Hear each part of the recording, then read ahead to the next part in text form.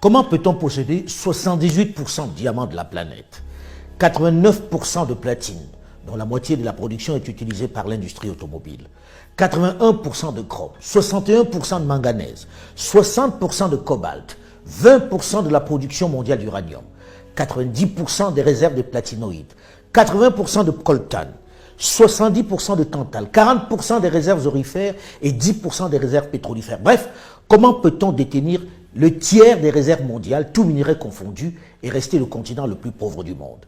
Qu'est-ce qui peut expliquer cette ineptie, cette incongruité? Et comment en sortir? Certains profitant ou jouant sur notre propension à tout expliquer par la fatalité, la sorcellerie ou le spirituel, la volonté de Dieu, ont sorti le fumeux concept de la malédiction du pétrole, ou plus fort, la malédiction des minerais, des matières premières. Pourquoi elle n'existerait que chez nous et pas chez les autres?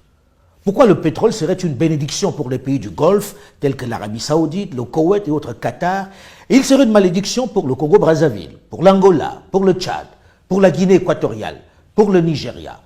Soyons sérieux.